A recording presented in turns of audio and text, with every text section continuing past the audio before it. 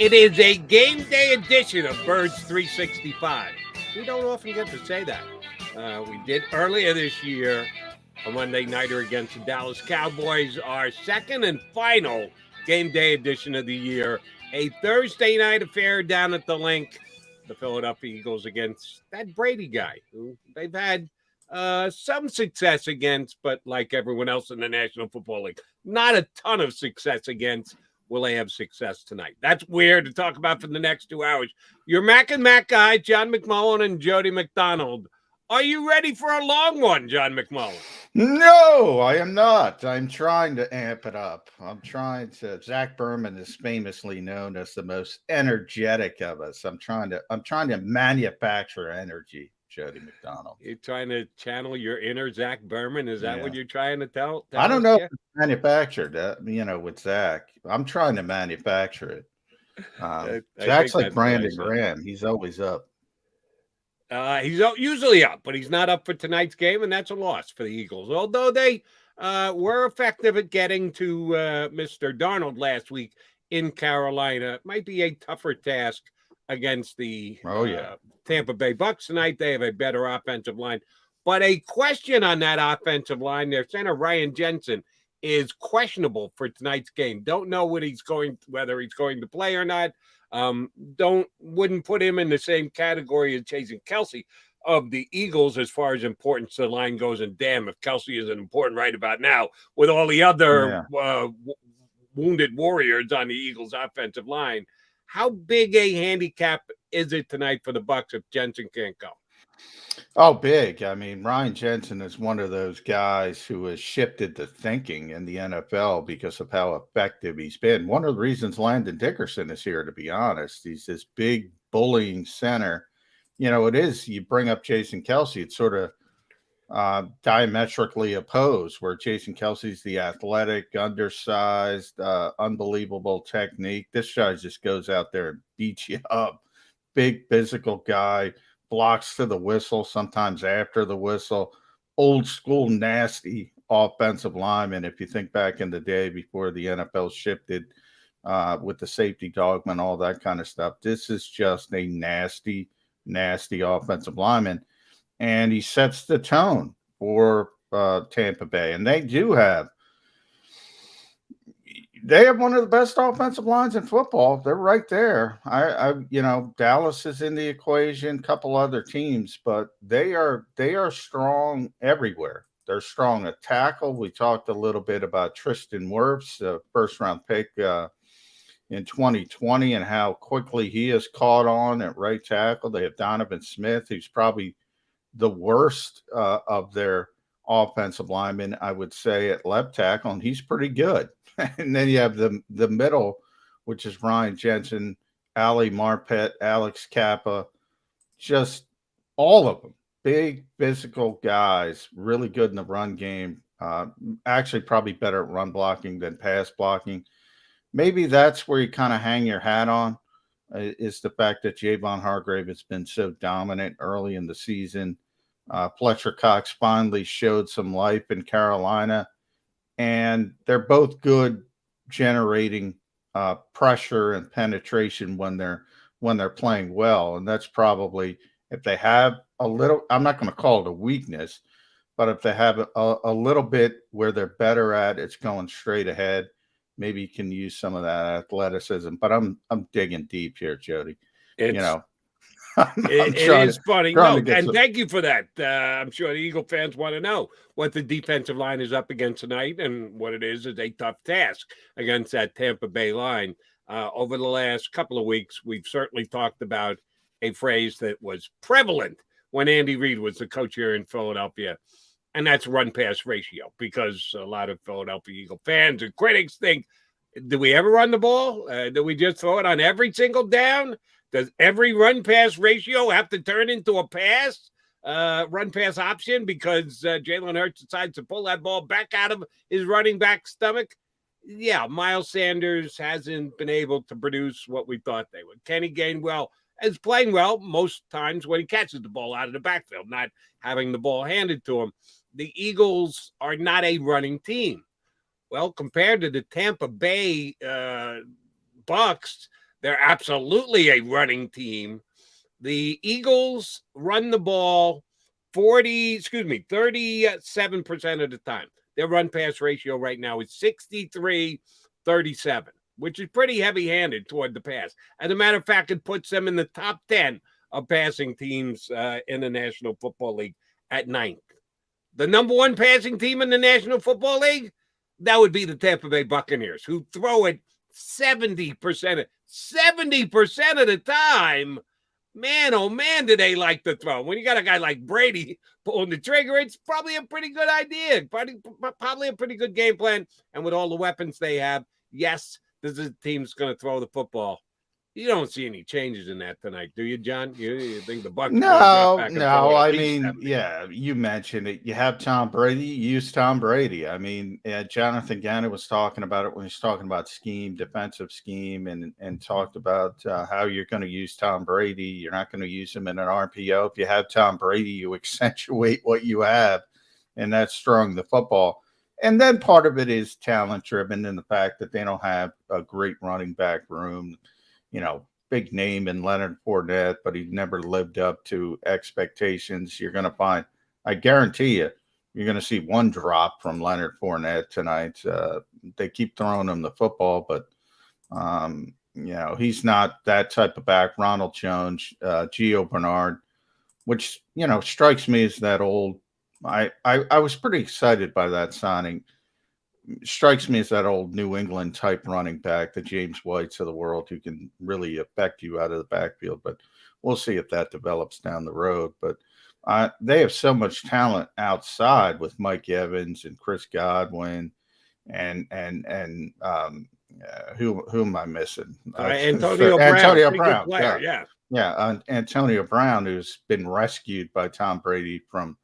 That's as good a trio in the NFL, bottom line. Rob Gronkowski's not playing, which hurts, obviously. One of the best tight ends, certainly you could argue the best tight end of his generation. They still have O.J. Howard and Cameron Brate. I mean, they're deep at the skill positions, and they're deep with accomplished, successful players. And they built around Tom Brady for a reason. I mean, you get Tom Brady at 43, you want to take advantage of what shelf life you have. They did it right away. They were able to do it right away, both take advantage of that shelf life, and they're doing it again. When you hear this, one of the biggest cliches, Jody, in the NFL is control what you can control.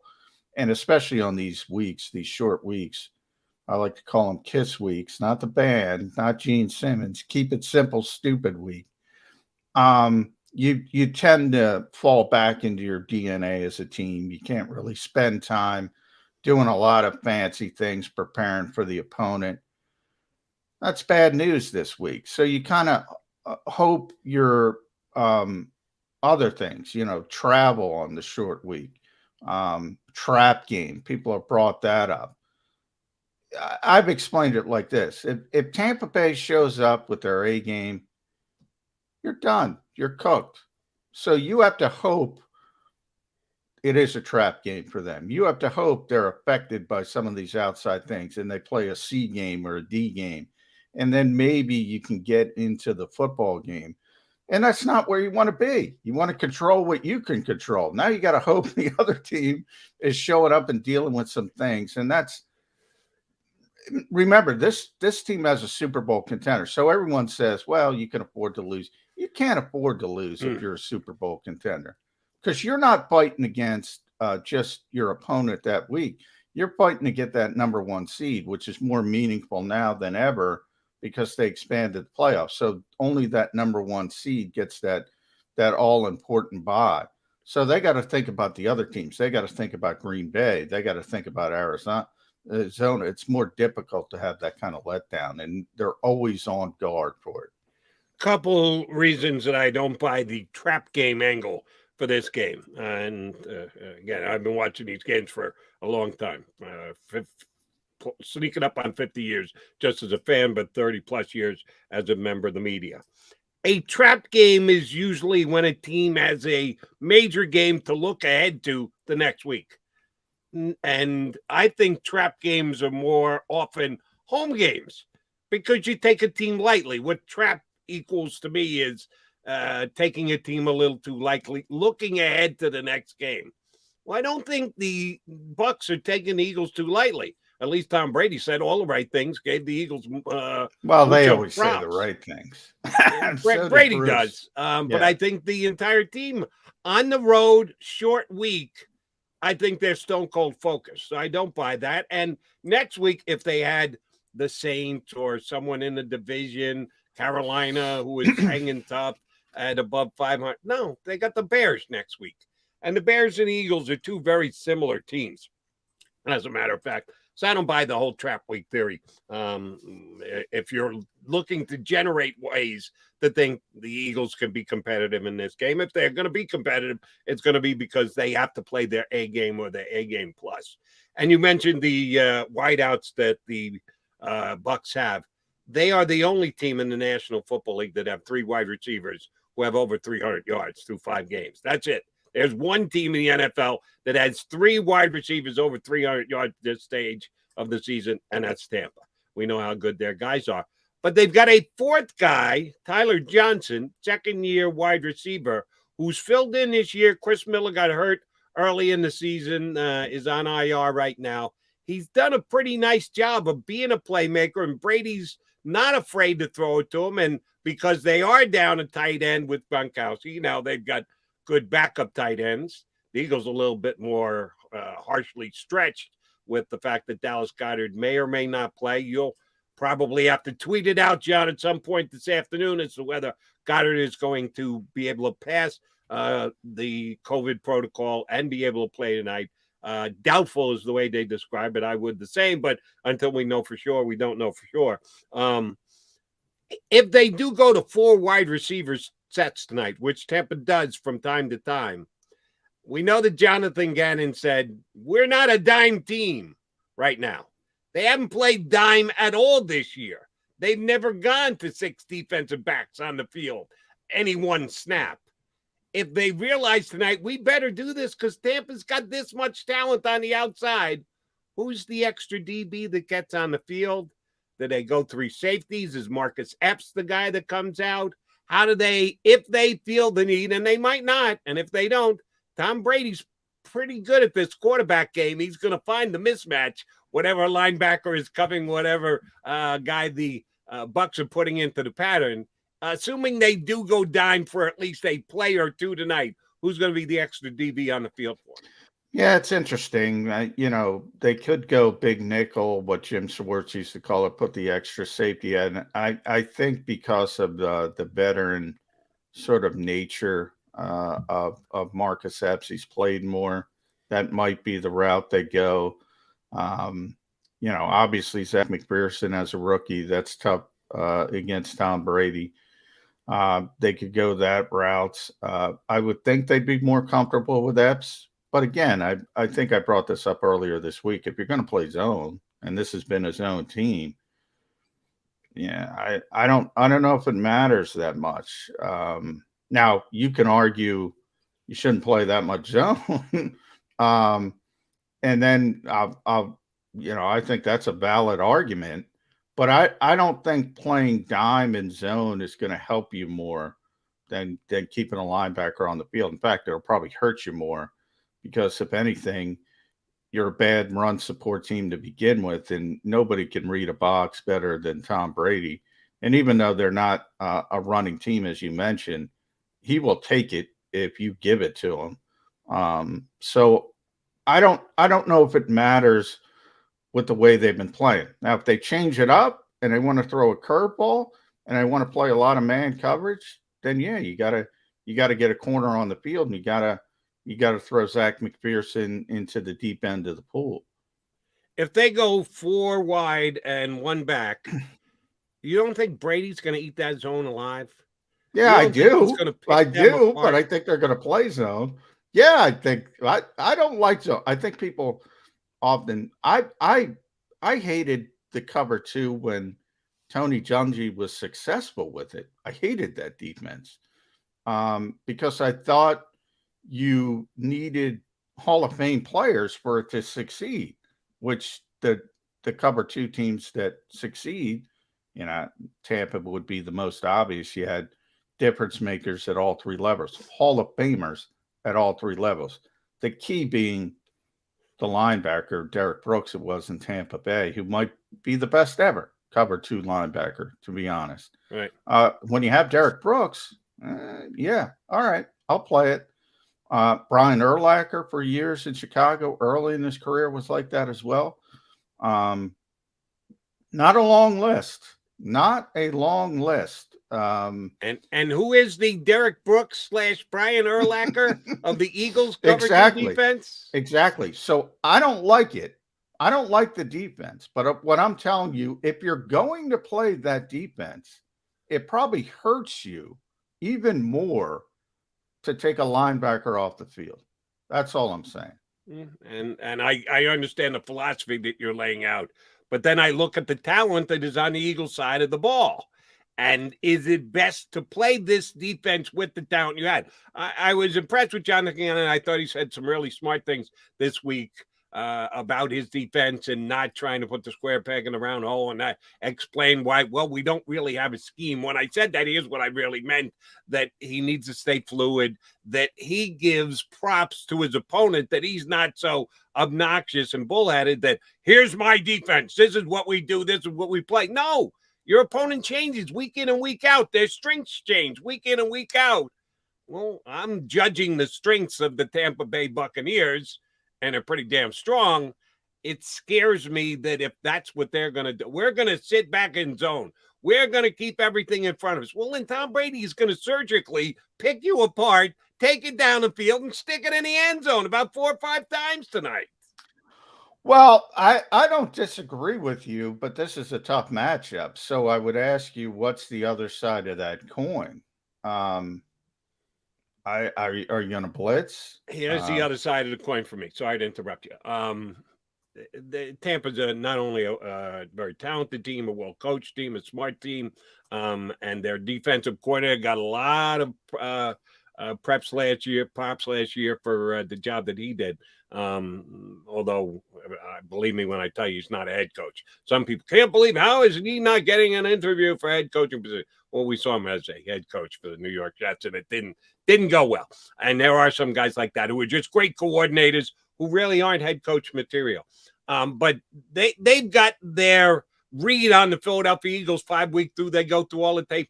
They haven't seen any dime coverages.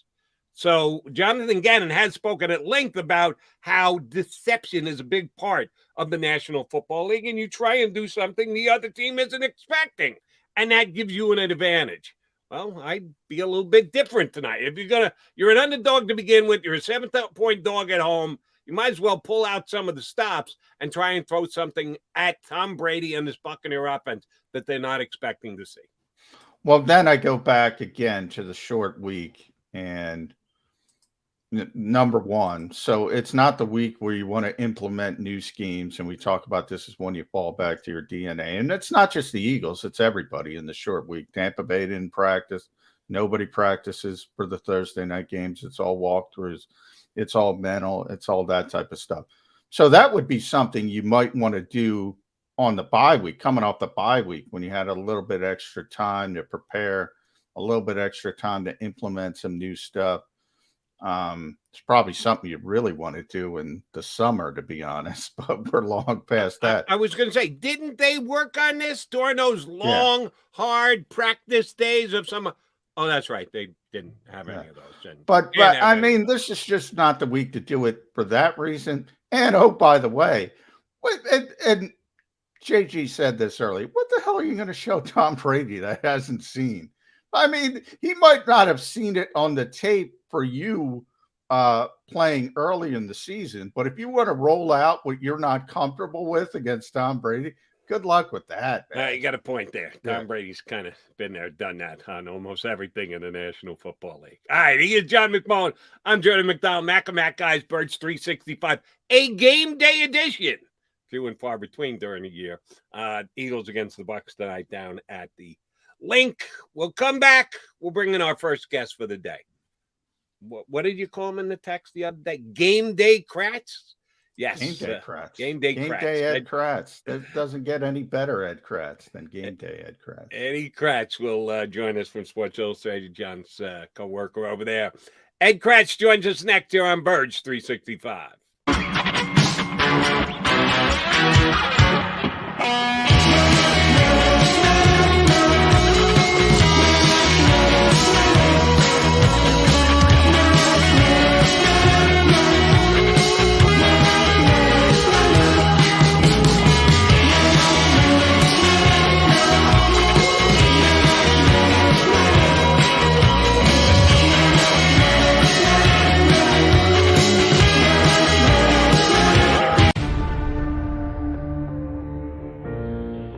When it comes to the fight against insurance companies, large corporations, and the healthcare industry, injured victims are always the underdog. But that doesn't worry us. At Messa & Associates, we're an injury law firm from Philadelphia, and we come to fight. Our clients know that they've got representation with a chip on its shoulder, and it's the same chip that makes Philly the toughest city in the country. Call 215-568-3500 or visit us online at messalaw.com. Messa & Associates, the toughest injury firm in Philadelphia. At Stateside Vodka, every new customer gets the world's best rocks glass, free. What's that? A rocks glass? You're telling me that bottle is cut in half? You could say that. Holy shit. And you're telling me I can get one of these glasses for free? That's right. One free rocks glass per customer with each first-time purchase of Stateside Vodka. So good, it just disappears.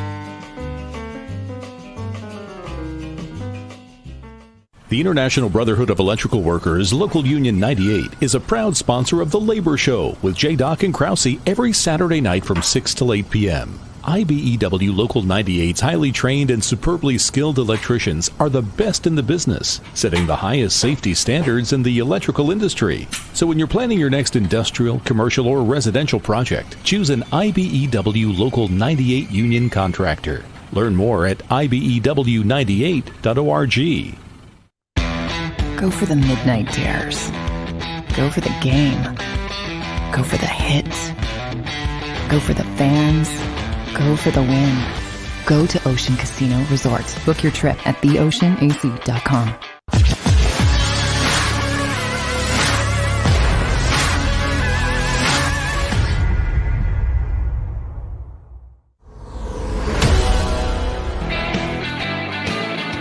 Got a game day edition of Birds 365 coming your way right now. John McMullen, Jordan McDonald, joined by our most frequent guest here on Birds 365.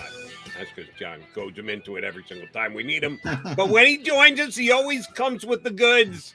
From Sports Illustrated, our buddy Ed Kracz jumps aboard Birds 365. How are you today, AK? Doing great, thanks. Yeah, beautiful, sun shining, big game tonight in South Philly. Great day. There's a game tonight? Yeah, game day Ed Kracz. That's the best Ed Kracz, as I said. I expect to see you down at Lincoln Financial Field in about 2 hours, I think, to beat the traffic. That'll be me, not you. Well, I'll tell you what, last year when I can't remember who it was, but I thought it was a 1 o'clock kickoff, and I showed up at 10:30, and it was a 4:30 game. It might have been the Saints for some reason. I'm thinking yeah, Saints. I remember that. I got there and I'm like, boy, this pandemic has really put a real dent in things here. There's nobody here. Both of you guys are early arrivals. We know that is the case. Tampa's going to arrive in time and 4-1 and looking good and defending Super Bowl champions. I'm painting a pretty grim picture, Ed. Give me a nugget off the top as to why the Eagles have a fighter's chance against the Bucs tonight. I'm going to go with the pass defense. You know, that Bucs pass defense isn't very good, and now it's going to be without Antoine Winfield, the safety, and we're going to probably see our old friend Andrew Adams. Yeah. With the Eagles in camp. Yep. So that's the little nugget that I have is this pass defense for the Tampa Bay Bucs is dead last in the NFL And the Eagles have some receivers that are young, yes, but they are coming along each week with Quez Watkins and Devontae Smith. I think they can do some damage in the pass game. Will it be enough? No, I don't know. I've told fans this all week, Ed. Can we at least, for the reason you just spoke of, and the other side of the spectrum, that Tampa Bay run defense, can we at least press pause on establish the run for 1 week, and then we can get back to it next week, because you got to take advantage of the Tampa Bay pass defense, the secondary. It's so banged up. They bring Richard Sherman in basically off the street. He's got to play a ton of snaps. So they're really injured, on top of the fact they haven't been that effective. You mentioned Antoine Winfield. This game's on Sunday. He probably plays and gets through the concussion protocol. Can't get through by Thursday. You got to take advantage of it, right? Forget about the run. Yeah, and you could probably say the same thing about Rob Gronkowski, who has the rib injury. If this game were Sunday, he probably would be able to play. He's close, and maybe even Levante David, they're really talented linebacker who will not play, and that's another big blow to that defense. But yeah, this isn't a game for the run the football crowd, or for Miles Sanders, actually, for that either.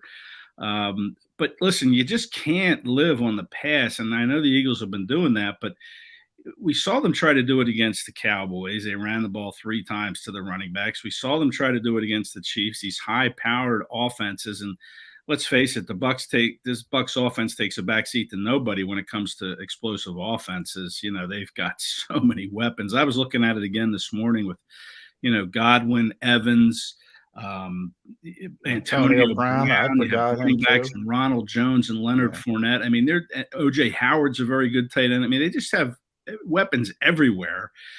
So you're going to have to try to control the ball somehow. And if you're not going to do it with your run game, and I don't think you'll be able to, because like you said, John, they give up like 45 yards a game on the ground, which is crazy ridiculous. So you're going to have to do it with screens. And the Eagles have run, I think, 29 screen passes in these first 5 games. It was so bad to watch in Carolina. Yeah. They just kept doing it over and over, and they had no success with it. But we've seen that part of the game work in previous games. So I expect the game plan to be, again, screen pass heavy and try to take deep shots. All right, so let me get this straight. I've heard you guys lay it out and done a very nice job. Thank you very much. I think I got a pretty good grasp on this. The Bucs defense has a weakness. They give up a lot of runs against the pass. The Eagles like to throw the football. Well, then let's start at the beginning. The coin flip. Eagles win.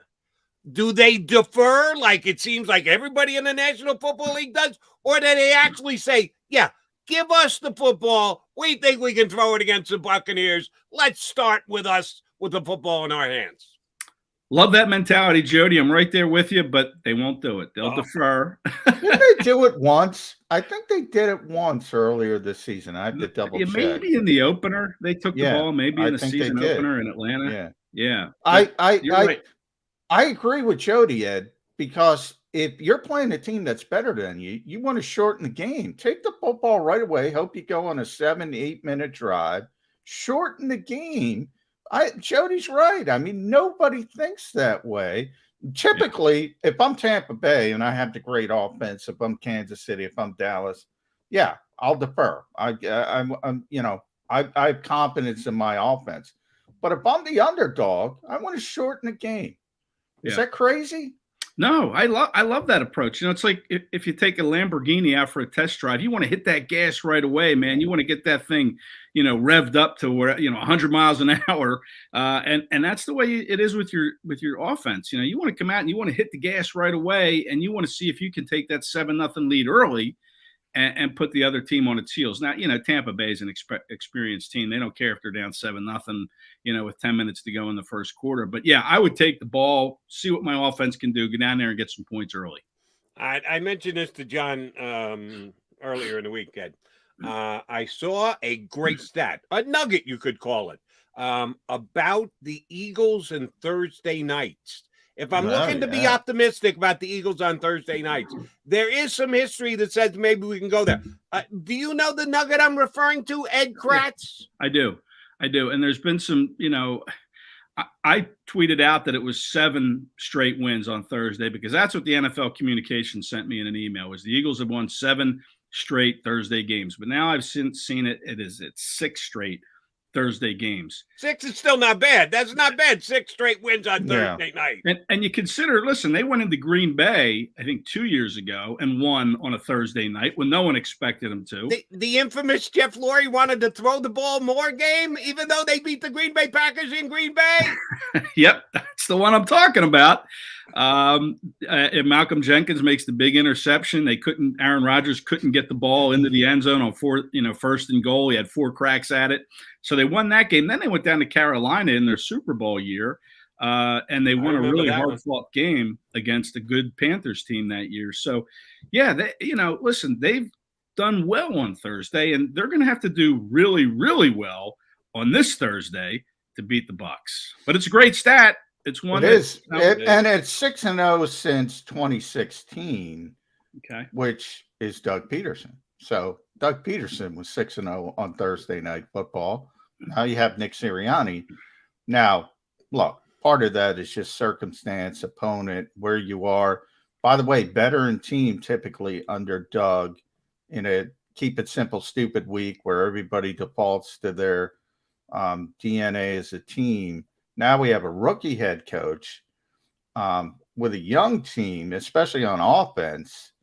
And you're facing the team that's probably easiestly can lean on their DNA, their quarterback, and just say, go out there and play.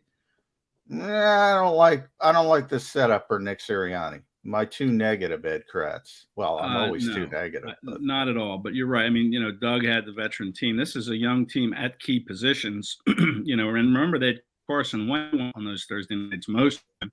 I'd have to look and see which of those games he was injured for. I would bet there was probably quite a few. But listen, you say the rookie head coach, you also have a rookie defensive coordinator in Jonathan Gannon. And, we talked to him, I think, on Monday, I guess it was Tuesday.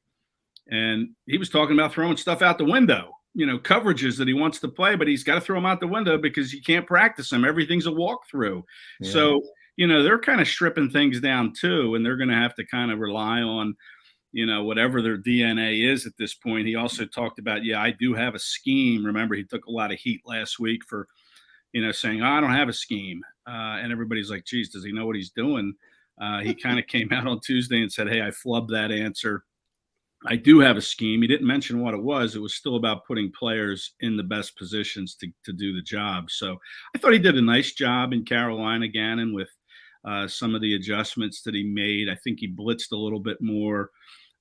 He also was able to do some things up front with that D line to free up Fletcher Cox with some stunts and different pressures from different angles. So, I hope that that's kind of their template going into Tampa is what they did in Carolina, and I suspect it will be. All right, Eddie, Kay, and John, I'd like take from both of you guys on this one. I know we all agree that this season is, at least in part, an evaluation of Jalen Hurts, that the Eagles are trying to come to the determination, is this guy our quarterback for 22 and 23 and 24? Assuming we're all correct about that. Each game is another test for Jalen Hurts. Are these tests weighted? Do you take more out of a matchup against a team like Tampa Bay, the defending champions, Tom Brady on the other side, than you would say, I don't know, last week against Carolina, young, somewhat ascending team against a more comparable quarterback like Sam Darnold? Are the evaluations on Jalen Hurts being weighted this year in the minds of the guys who are going to make that decision in the Eagle front office is my question.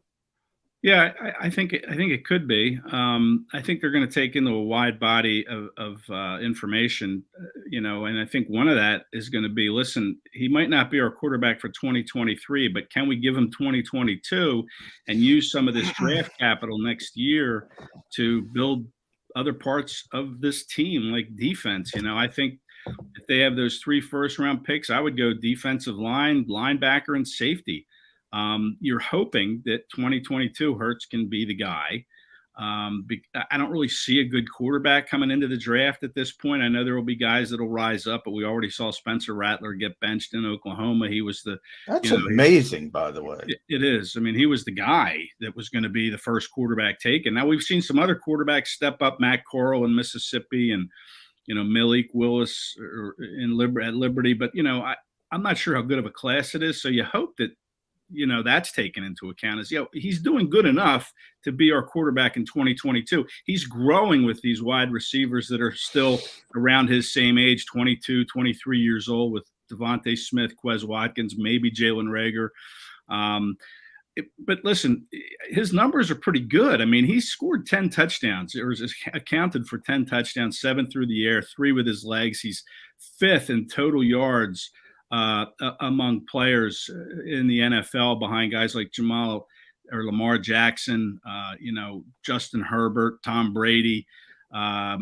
Good players. He's 5th in total yards. I mean, this guy can get it done with his arm and his legs. Now, the counter for me to that would be they're really asking him to do a whole lot. He's accounted for 87% of their total yards this year, which, quarterbacks are going to be up there naturally because of the position. But you're doing it at the expense of Miles Sanders and Kenny Gainwell. I mean, to me, I think you need to have a little bit more designed runs. They're really putting a lot on Hurts's plate. So they're going to have a lot to evaluate, Jody, when it comes to him, whether or not they weighed it that, hey, he played the Chiefs, he played the Bucs. We all knew coming into this season, when you looked at the schedule, that there was no chance they were going to win either of those games, right? So maybe they take that into account and they do weight it a little bit or curve it, however you want to put it. But I think it's going to be a whole, bunch of analytical information that they're going to analyze, overanalyze to make a decision on him. It's interesting to answer Jody's question. I think they should be grading on a curve. I mean, I think it's unfair if you're not. Yeah. But I do want to talk about something you mentioned. They're putting too much on Jalen Hurts' plate. I think from a number standpoint, I agree with you, Ed. You look at this whole offense is Jalen Hurts. Leads the team in rushing, obviously, and passing. You have to be as the starting quarterback. But the percentage of the total offense looks skewed. On the other hand, I look at it and say, are they asking him to do enough? Because when it is bubble screen, swing pass, screen pass, it might, again, without that context, and you and I were front row to see how ugly that first half was in Charlotte last week. They didn't ask him to do a lot, but he was a part of all the numbers because the offense is driven through him.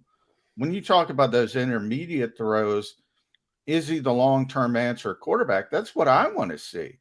I want to see them take off the shrink wrap and put a bigger offense together to see what Jalen Hurts can do. Is that crazy, or is it, maybe he's not doing enough? Yeah, I mean, when I say he's doing a lot, I mean, he's really the one that's deciding whether he's handing the ball off or not. Like they're asking him to read the defense when he goes to make a handoff. Miles Sanders said earlier in this year that every play is a running play. Okay, so it's incumbent on Hurts to decide, okay, this isn't going to work if I hand it to him. I'm going to keep it and see what I can do. I mean, that's asking him to do an awful lot.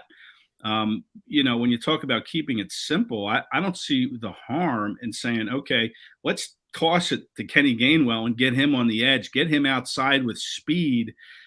Let's see a little bit more variation to running the football instead of letting Hurts decide, I can't hand it off here because I'm reading this defender and, he's going to smash Sanders in the hole and we're not going to get any yards. I say run some design plays. I mean, that when I'm talking about he's doing too much, I just think they're asking him to control too much of the game. I mean, take some of that decision-making away from him and dial up some of these, get some guys to the perimeter. All their runs, it looks like, are between the tackles.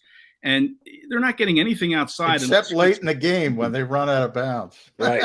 Yeah, right. It's just, it's mind-boggling why they don't do that more. I mean, like I said, this is going to be a hard game to run against, a hard team to run against anyway, Tampa Bay. So I'm not sure you're going to see much of it, but I would like to see more than just, okay, the screen pass. Let's throw a screen pass, and that's really a run. That's an extension of the run. Stop with that, please. Hand that ball off, whether it's on the perimeter, but get guys outside the tackles. By the way, real quick, I want to say this because Paul Domowitz, our buddy, just tweeted this out. So the Eagles' low run percentage, 37%, is 27th in the NFL. Throwing their 29 screens in the first 5 games, and that run percentage jumps to 46.4. So that was the Andy Reid mentality. Count the screens in the run game. They actually run it. That's where Nick is. We actually run it more than you think, even if it's not a run. That's the way they think. That's not predictable at all. 29 screen passes. Geez, if you're a defensive coordinator, you're like, okay, we're ready for the screen. And remember how when Doug was here the last few years, it's like, how come there aren't any screens? Screen, where's the screen? And now here we are with another coach. It's like, please stop with all the screens. So there has to be a happy medium in there somewhere, I think. Yeah, I never bought when Andy Reid used it as an explanation. Well, a screen is a run. What are you talking about? No, it's not. It's a pass. And oh, by the way, how many did they throw to Miles Sanders, and how many yards did they get? Like a yard per screen play? I think it was 6 yards and 5. Of the run game, then guess what? Your run game sucks. How about you try and improve it? No, I'm not buying that. All right, let's go to the other side of the football and what the Eagles are going to have to try and do defensively against Tom Brady. Here's what scares the snot out of me tonight, Ed. They not only have 3 wide receivers, all of which have over 300 yards so far in the first 5 games, the only team in the NFL with such stats, but they got a 4th wide receiver, Ty Johnson, who I think could be a player tonight. Tom Brady's Tom Brady. Eagles going to have enough guys who can legitimately cover top flight wide receivers in the National Football League to keep Brady from having 300 or 300 plus. He only had 400 last week. But I'd settle if they could hold him to 300 tonight. Can they get that kind of coverage? Well, I'd feel a lot better if Jonathan Gannon believed in the dime defense. I think this is a game where you need your defensive backs on the field. And the dime defense puts 6 of those on the field, but he doesn't play that. But you have a team. I mean, even Scotty Miller, you mentioned Ty Johnson. Scotty Miller is still a good receiver, too. Yeah, Scotty's on IR. He is a good receiver. Well, geez, thank goodness. But they have a 4th receiver. Who is it? Ty Johnson. Ty Johnson, yeah. Ty Johnson, they're still really good. But you're right. Scotty Miller's one of those guys who they would use as that 4th receiver and just go deep down the field, and they would just kill you with man coverage. So the Eagles, it's a banged up team, a lot of injuries for Tampa Bay. Scotty Miller's so far down the list, you don't think about him, but he's a really good player. Problem is, they still have a really good 4th receiver. Yeah. Jody, I don't think they're going to hold Tom Brady under 300 yards. I just don't see it. I mean, Mike Evans is a mismatch for a lot of teams. And, last week you were able to kind of focus in on DJ Moore being the guy that you have to stop. Yeah, you got Robbie Anderson. But we're going to put Darius Slay on DJ Moore. Now, what are you going to do tonight with these 3 receivers? I mean, Steve Nelson to me is a pretty good cornerback and probably a little underrated at this point in this defense. I like the Eagles' corners this year. It looks like they have 2 very good ones in Slay and Nelson, but you have 3. I mean, you're going to have to rely on Avonte Maddox, covering maybe Chris Godwin out of the slot, wherever they line him up. I mean, it's going to be a tall task. And again, I would like to get some more of my, quicker athletes on the field, which means playing 6 defensive backs. And Gannon doesn't like to do that for whatever reason. That's not part of his scheme. So what are you going to do? I mean, are you going to have your linebackers try to cover one of these receivers or the tight end, O.J. Howard, or Cameron Brate? I mean, they've just got guys all over the place, and you're going to really have to rely on your pass rush again. But the problem with that is Tom Brady really gets the ball out quickly. These defensive linemen should hopefully be taught this week and I'm sure they know, but you got to get your hands up in the pass rush. You got to try to affect the passing lane, because you're probably not going to get on to Brady unless he holds the ball for a deep shot. But he's going to get the ball out quick, and that means these D linemen have to get their arms up to try to block the passing lane and hopefully deflect the pass. Maybe it gets picked off, because it's going to be a really, really tough matchup for this offense. And, we saw Gannon Sirianni try to match wits with, these explosive offenses by going toe to toe and try to outscore them against the Cowboys. Didn't work. Against the Chiefs, it didn't work. And I think he might try to do that again tonight, and I don't think it's going to work again. Boy, that's crazy. Yeah, that's crazy, Ed. I thought it at the time. I've kind of forgotten about it because they came back, an improbable win in Carolina. You got to give them a lot of credit for perseverance. Team win, defense is great, special teams chips in with 2 big plays, the Jake Elliott field goal, the block punt, all that good. I go back, and we talked about Nick Sirianni as a rookie head coach and his game plans and the screens. You hit the nail on the head to me. Kansas City and Dallas, what the hell are you thinking trying to outscore those teams? So we go back to Jody's point about winning the coin toss, take the football. Does he learn from Kansas City and Dallas? Does he try to shorten this game, whatever that looks like? I don't care what it looks like. It could be Jalen Hurts running the football. Is he going to learn from those losses against Kansas City and Dallas? Because they can't win a shootout. This can't be Super Bowl 52. No. They're not winning a shootout. No, you're right. I don't know. Maybe it's a short week, right? We've all talked about the short week ad nauseum. Short week.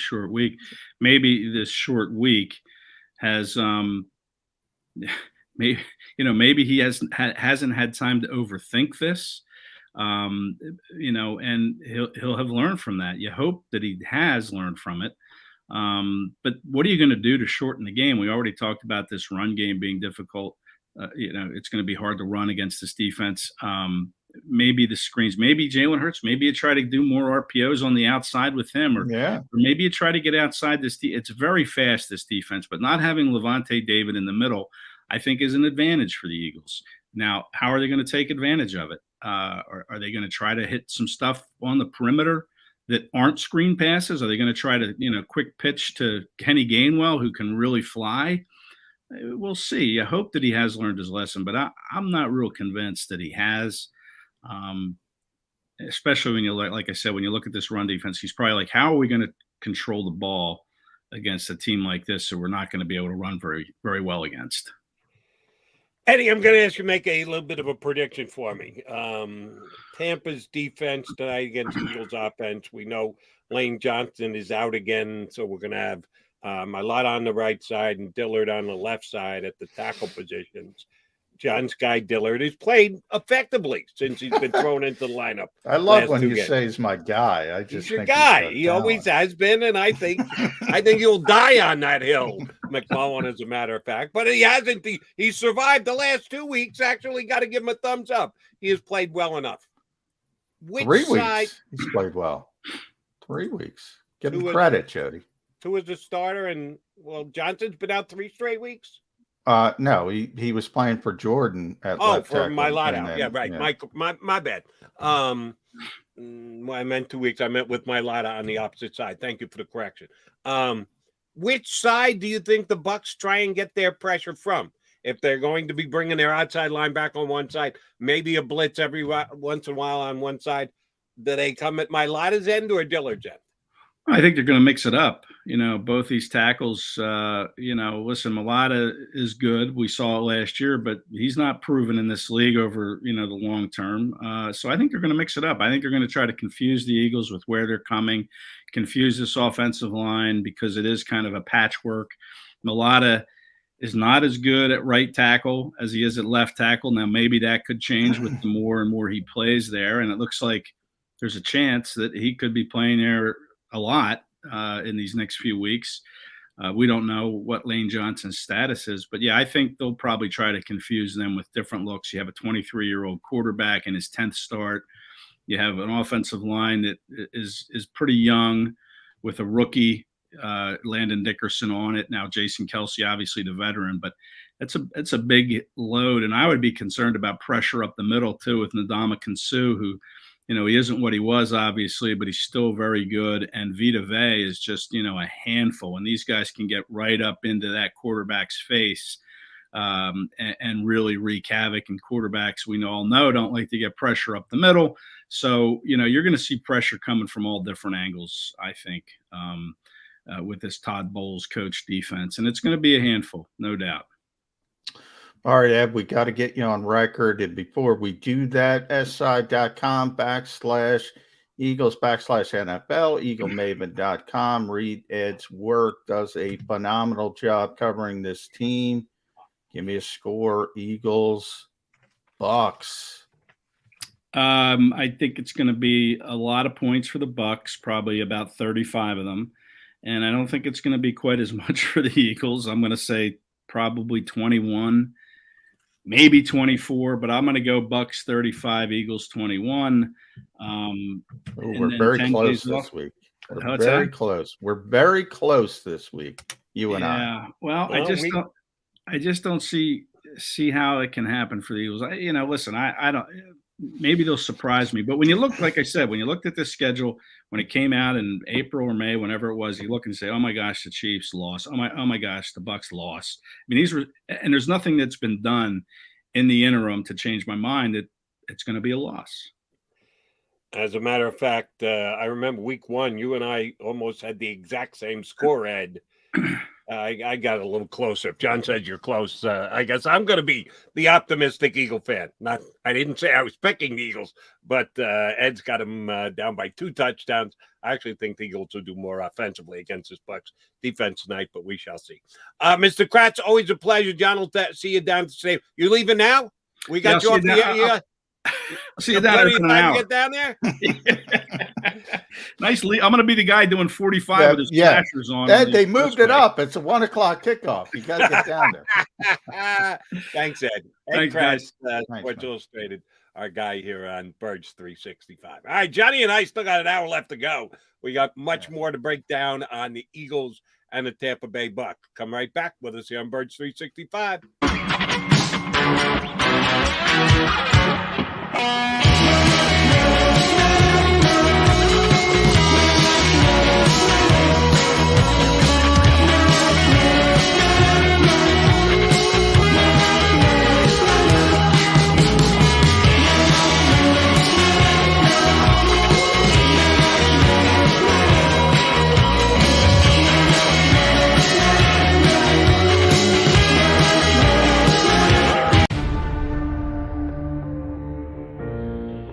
When it comes to the fight against insurance companies, large corporations, and the healthcare industry, injured victims are always the underdog.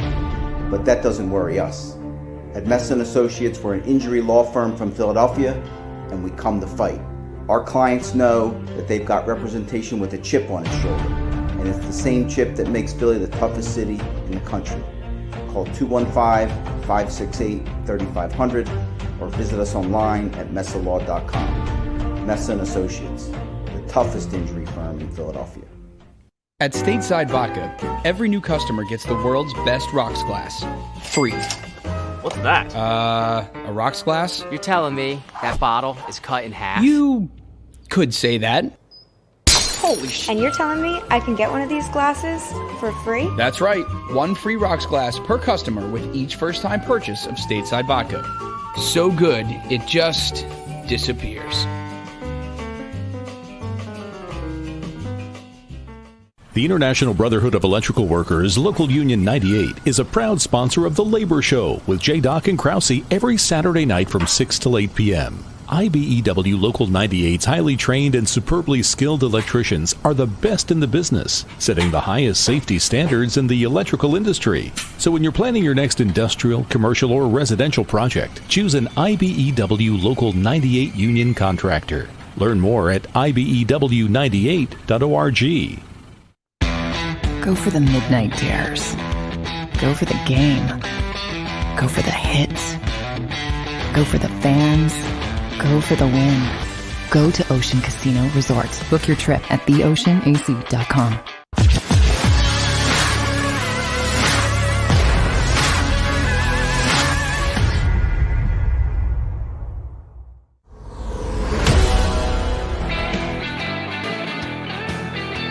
John McMullen and Jody McDonald, a.k.a. Mac and Mac, here on Birds 365. Thank Eddie Kracz. Mac and Kracz here with us on a game day Thursday. Eagles-Bucks coming up tonight, and as we've noted, since Monday, John, a short week. I like your KISS theory of keep it simple, stupid, and Nick Sirianni came right out and said that it's going to be difficult because you aren't going to be adding anything to the mix. No practices, just walkthroughs.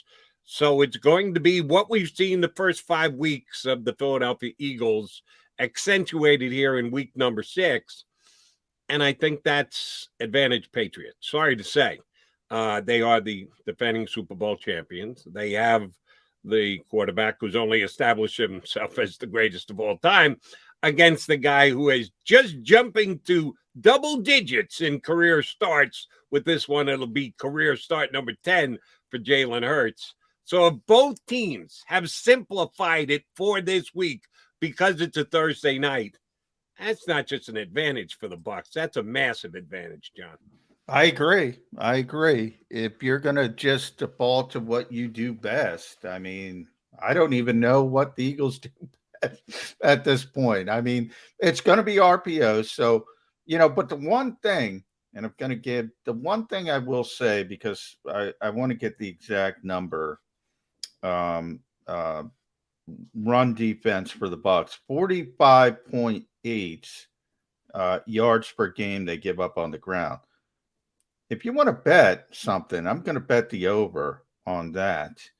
And the reason why is because of Jalen Hurts and the RPOs in the run game. He's going to get outside himself. There's going to be quarterback keepers. The Eagles are going to get over that number. So, again, it might be unconventional, but I think if they can shorten the game, we talked about shorten the game. I think your idea is a good one. If you win the coin toss, take the football, try to keep the football out of the hands of Tom Brady as much as possible. I think it's so obvious. And if Nick Sirianni, because I thought of all the criticisms of Nick Sirianni to date, I think the most relevant one and the most concerning one is that he went into that Kansas City, really the Dallas game, but where he flat out said, we're going to have to keep up with this team. They're going to score some points. What are you thinking? You're not capable of that right now. You don't have Phillip Rivers chucking it from the pocket all over the field. You have to go about it a different way. And if he can't figure that out, that's the biggest red flag to me to date, to be honest. And I don't know how this game is going to go. I've been waiting for the 41-33 prediction. That's not going to happen. But I want to see a game plan from Nick Sirianni that makes sense. And it ain't trying to run up and down the floor like you're Paul Westhead with the Tampa Bay Buccaneers. It ain't going to work. See, I'm more concerned about Jonathan Gannon tonight than I am about Nick Sirianni. I do think the Eagles are going to get a whole bunch of yards and a pretty good amount of points as well. I continue pointing out, though, no dime defense. I think Brady's going to go nuts tonight. I think he's going to pick this. And I know we're coming off probably the best defensive week of the year. Week 1 against Atlanta was pretty good, but at the time we didn't know what Atlanta's offense was, and Atlanta's offense isn't great. Not that Carolina's offense, sans their number one running back, Christian McCaffrey, is all that great either, but they come up huge with 3 different interceptions. So the major bounce back week for the Eagles defensively. I fear that the Bucs are going to make us question the Eagles' defense again this week, because I think Brady is just going to surgically tear them apart. If I told you tonight the Eagles are going to score 31 points, John, would you say, wow, Jonathan Gannon did a good – well, no, excuse me. Would you say that Nick Sirianni – is 31 points enough to think you have a chance to win tonight's game? That's the way I'll phrase it. Probably not. Because I'll say the same thing. Then to me that's like more on the defensive coordinator than it is on the head coach. But I'll say I think it's a little bit different. I think if the Eagles are scoring 31 points, I go back to truly my guy. You say Andre Dillard's my guy. Jim Schwartz is my guy. I admit that's true too. I go on board. What Jim would say is games have personalities. If the Eagles are scoring 31 points, it's a shootout. If the game is a shootout, Tampa Bay is going to score 35 or 40 or something. So, no, if the game goes that way, I don't think it's going to be enough to beat Tampa Bay. But I do think, and what I kind of said about Nick Sirianni has been impressive from Jonathan Gannon in this point. You know, people look at Carolina. The defense showed up in Carolina. The defense did different things. That's how that's how a lot of fans see it. The defense was more aggressive. They blitzed a little bit more. They played man coverage. They did more stunts. Well, yeah, they were playing Sam Darnold. They were playing an offensive line that's not only bad when they're healthy. They were down 2 starters in Cam Irving and Pat Elflein. They were terrible on the offensive line. Now you go back to Kansas City, as I said. I had no problem with the plan against Kansas City. I thought it worked, except for they didn't get off the field. They wanted him to go on long drives. They wanted him to force him to go the length of the field. And as I said, then you hope for a false start, a holding penalty, something, and they get off the field. And why I bring this up is, Jody, Buffalo beats Kansas City the next week. Everybody saw it, national television, except in my hotel room in Charlotte, which was having a fight with NBC.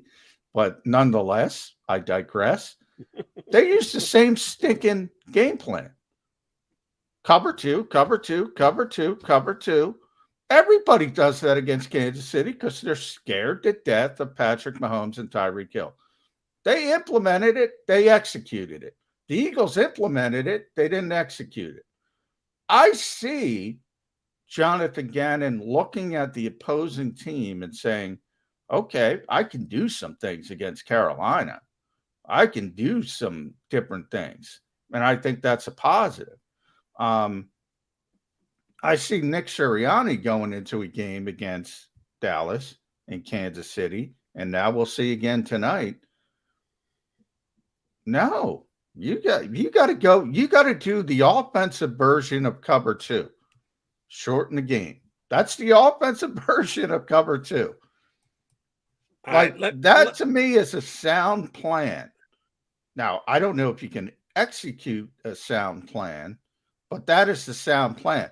What is the poor plan to me, in my opinion, is to go say, hey, let's go run with this team. Let's go try to outscore them. I don't think that's a very good plan. I hope that's not his plan. One of the things we will not know until game time is whether Dallas Goedert's going to be able to play. I would call it doubtful at this point. If you get him, it's almost like icing on the cake. Found money, you call it what you want, but doesn't look like he's going to be able to get out of the COVID protocol before tonight's game. If that's the case, Zach Ertz is going to play a lot, more than he's played all year, because they've had both tight ends available for the first 5 games. And when we dealt with the Zach Ertz thing all during the offseason, he's going to be traded. This is the week. He's going to be gone. Oh, he shows up at camp. Oh, he's actually doing okay. Oh, he's taking a stance. He's wearing his shorts inside out. He doesn't really want to be here. Howie Roseman still And lo and behold, here's Zach Ertz, and he's still here. We're 5 weeks into the season. And I know the trade deadline is 2 weeks and change away, and they may still make him available. But for this week, he's the man at tight end. He's going to be a key contributor tonight for the Philadelphia Eagles. He's been okay. You continued to tell me during the summer that he was oftentimes the best pass catcher that they had as they were going through their practices, and seemed like he had a good working relationship with Jalen Hurts. How big a game can Zach Ertz have tonight for the Birds? I think he could have a very big game. One of the problems, though, when we were talking about Jalen Hurts, has been this offense, and there's two ways to look at it, as Ed and I were kind of debating there. You know, if you just look at the numbers, if you just pick up the piece of paper and say, wow, he's got a lot on his plate. And then if you add the context to it, you say, does he have a lot on his plate? You know, with all the bubble screen, you know, that's not the RPOs that Ed was saying, that's decision making. Yeah, but that's simplified. That's not like Peyton Manning going back in the pocket and processing the field. That's actually simplifying things for a quarterback. So one of the issues has been, and we've talked about it since people started to figure out very early in the season, they're not throwing the football in the middle of the field. So why is that? Nick Sirianni claims it's just what they're giving them, the opposing defense. But I don't notice it with any other quarterbacks. And I can't watch all 32 teams, but certainly not veteran quarterbacks. And obviously that's where Zach Ertz has to live. So I think in a typical environment, Zach Ertz should have a very big game. But if you think about the way Dallas Goedert's been used, it's been outside the numbers and yards after catch with a little bit inside, but very little. So it's kind of skewed back the impact of the tight ends, to be honest. And because that's where they live. And until the Eagles start throwing the football consistently in the middle of the field, you're not going to have a 10 or 11 catch performance, certainly. I fear that I already have the answer to this question, but I'll run it by you anyway, because I'd rather have the answer be not the one that I think it's going to be. What's the chance of the Eagles playing with pace tonight? That when you come into a game and you know full well that the other team has a more talented roster than you, check the standings, they're 4-1, you're 2-3, check last year's results, you were 4-11-1, they won the Super Bowl. Yeah, you're coming in as an underdog tonight. And sometimes when you're the underdog, you got to get a little drastic.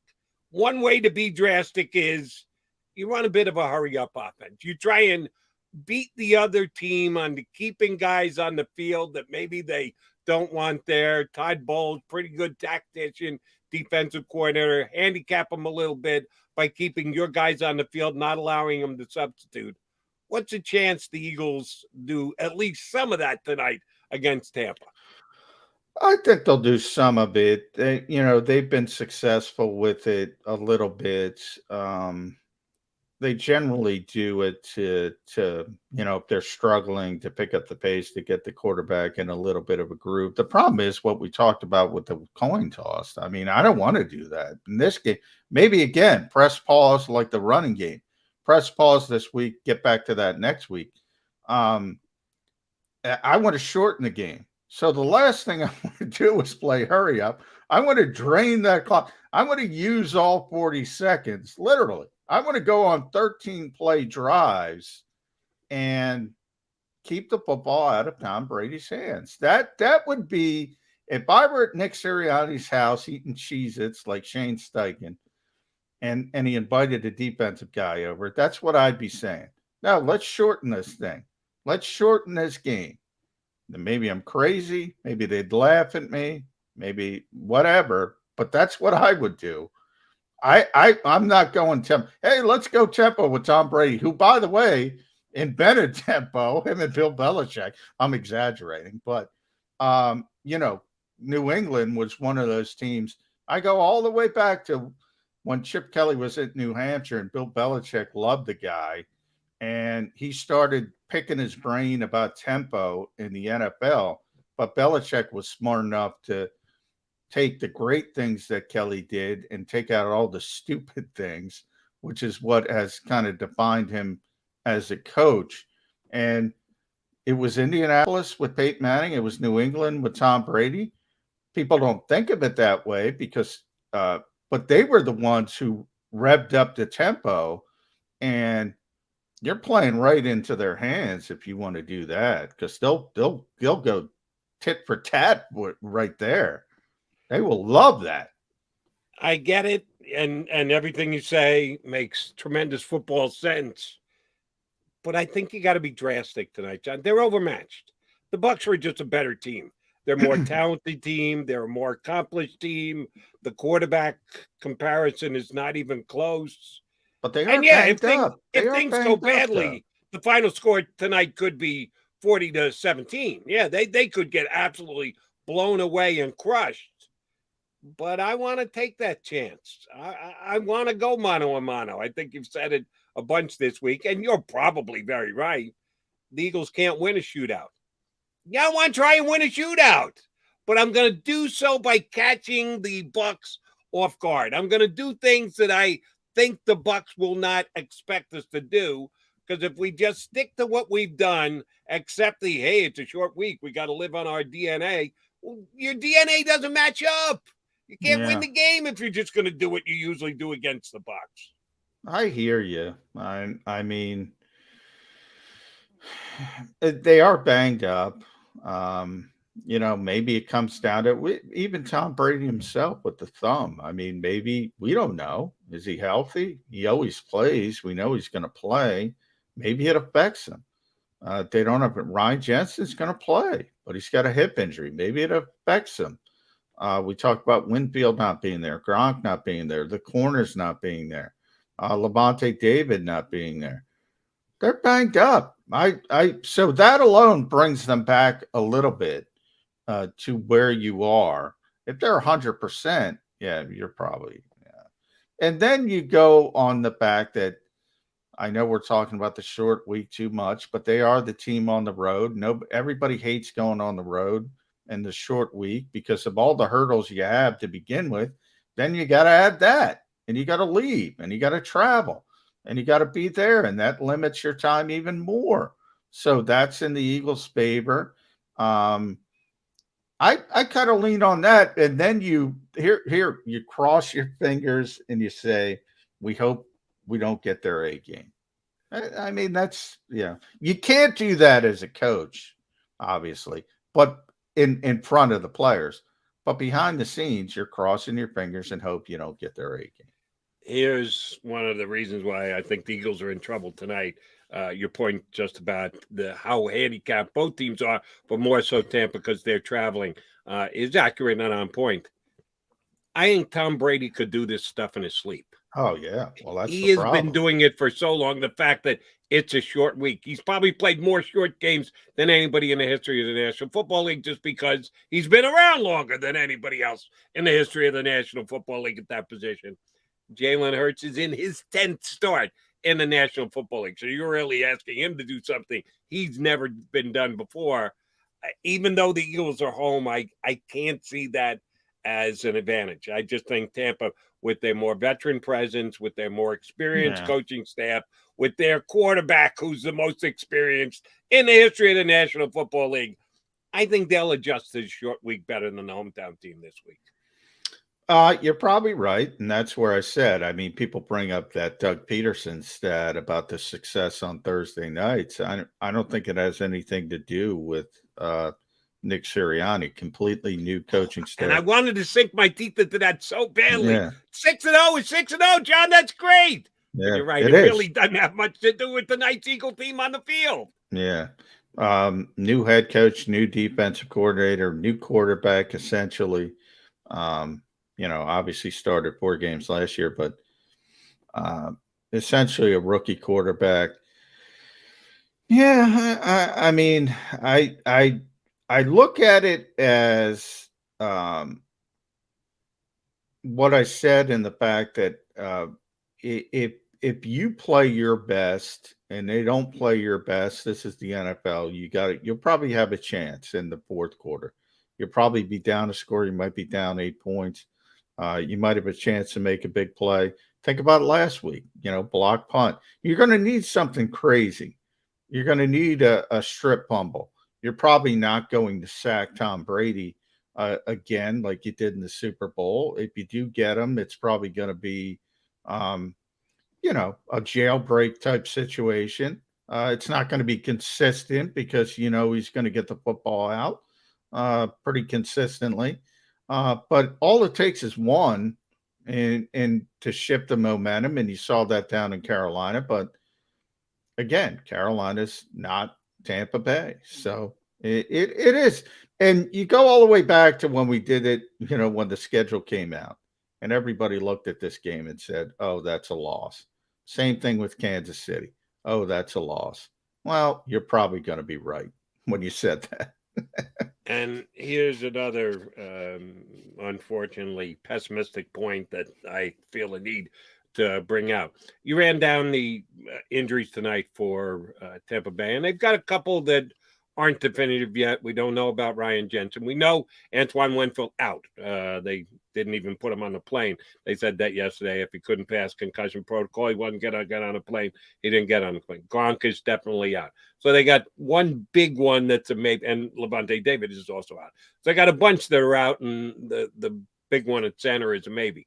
I think he's got a better chance to play than Dallas Goedert does for the Eagles. But again, we got to wait till kickoff when we see that. Here's one of the things we're understating here in Philadelphia and here on Birds 365. No one's talking about Lane Johnson. Why? Because we kind of knew he was going to be out at the beginning of the week. Nobody's talking about Brandon Graham. Why? Because he's been out for a couple of weeks, water under the bridge. But they're going to miss him tonight. Nobody's talking about Brooks because he's been out for several weeks. And we know he's not at least getting close to coming back. We know that Isaac Seumalo is done for the year, so we don't even mention. Eagles have a bunch of injuries. They're just injuries that aren't questionable for return this week. Yes, Tampa had a couple of those guys, and the Eagles got the answer that they wanted. They're going to be out. Gronk was a maybe, not playing. David was a maybe, not playing. Antoine Winfield a maybe, not playing. So they've gotten some good results. Oh, we had guys that weren't even maybes. We knew they were going to be out of the lineup and are major pieces that they're missing from the Eagle lineup because of injury. Yeah, no doubt. You're right. You tend to forget about, the 55 and 56 on the visor. Isaac Seumalo as well, guys out for the season. You tend to move on. The Eagles are deep on the offensive line. We talked about it a lot, dating back to the summer, dating back to the spring, really, compared to other teams. You saw it in Carolina. They lose two bad starters, and it turns into a disaster. The Eagles lose 3 good starters, and they're still competitive up front, which is pretty stinking impressive if you want to be positive about this team and about something with this group and what they're doing. I mean, I was just looking at the Pro Football Focus offensive line rankings, which, by the way, Tampa Bay is number 3 behind Dallas and Cleveland. The Eagles are number 6 with all the injuries and all the issues. That is probably the most impressive part of this Philadelphia team, the fact that they have such depth on the offensive line in a league that is just a disaster in so many places. I give you credit for that because you've been saying that since this summer. You said the Eagles have very legitimate offensive line. They did get a draft pick for a guy like Matt Pryor that they traded right before the season started to Indianapolis when nobody was able to pull those type of deals. That's a nod to Howie Roseman, but they have plugged guys in and they've gotten the job done on the offensive line. And it's not as good. I mean, when you have Lane Johnson, Brandon Brooks, Isaac Seumalo, it's not those guys, but it doesn't fall apart like it did for Carolina. So I mean, that alone is pretty impressive. And we joke about Andre Dillard a lot. Look, this is a big test. Andre got lucky week 1 when he played. DeMarcus Lawrence wasn't there. He was injured. He got lucky week 2. Frank Clark wasn't there. Didn't play. Week 3, Brian Burns is a pretty good player. And he did a good job. Now it really amps up with Shaq Barrett and Jason Pierre-Paul's a little banged up. And I imagine they're going to, Shaq's going to mainly, you saw him in the Super Bowl, probably great pass rusher.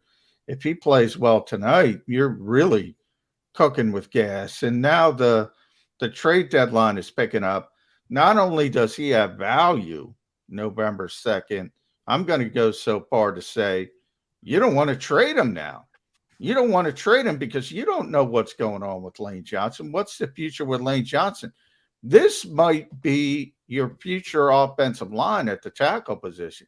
Andre Dillard at left tackle, Jordan Mailata at right tackle. That's been, if you point to the most positive development of the Eagles early in the season, that might be it. Yeah, I'm going to have to rank the quarterback ahead of the I don't know if the quarterback's even going to be here next year. I mean, you don't know if Andre Dillard's going to be here 3 weeks from now. Well, that's true if they decide to trade him, but I don't think they can because of the uncertainty for Lane Johnson in where he's going. Not only from the off the field stuff, but from the injury standpoint. Before, I mean, Lane was still getting swelling in his ankle. Right. I mean, that was a debilitating injury, a reconstructive surgery. So from that standpoint, you got a lot of uncertainty. Same thing with Brandon Brooks on the offensive line with the aging veterans for a lot of reasons, mainly injury, but also the personal factors of Lane. I don't know if you can afford to trade him. But my point of the biggest surprise, the most pleasing development, whatever you want to call it, early in the season, everybody had this guy dead and buried, except for me, Jody. Well, you stuck by him. He's get that Christmas card come late in the year. I guarantee you it's coming your way. No, it's funny because Brandon Graham was talking about the Ben Simmons stuff, I think on WIP. Early in his career, Brandon was vilified. He was described as a bust by most Eagles fans, and he was comparing himself to Ben Simmons, which is a little bit of a different sort of time frame because Ben was good, and then he sort of stagnated, whereas Brandon wasn't very good, then he kind of spiked. So I don't necessarily think the comparison is a good one. No. But sometimes I'm bringing up Brandon's career. Sometimes guys are late bloomers. Evan Mathis, another perfect example of that. I mean, Evan Mathis was just a guy forever. And then all of a sudden he develops into one of the best guards in pro football later in his career. It's rare, but it happens. All right, we got to get a break in here. But before we do, I need an under-over answer from you. I'm going to set an under-over. You got to give me your selection as to which way it falls in tonight's Eagles and Bucks game. The under-over is number of Sharpies in the hat of the head coach. I'm setting the under-over at 2.5. Yeah. Will he have 3 magic markers in the visor tonight? Will it only be 2? If it's only 1, you're an easy under. How many magic markers in the visor of head coach Nick Sirianni tonight? Over under 2.5. I'm going to go over. I think it's going to be 3. I think that's been I think you need the orange, the yellow, and the pink. I think you gotta have that dichotomy. And it's interesting because Bruce Arians has got his setup, his weird. He's got his mic on his chest, which, by the way, I found out is for health reasons. I'm like, what the heck is he doing? So it's a little bit. But, you got a couple goofy looking coaches on the sidelines, a couple nerds on the sidelines. And one other thing about Sirianni, and you should know this, Mr. Eagles beat reporter. I should probably know it too, but I'll put it more on you because you're there every day.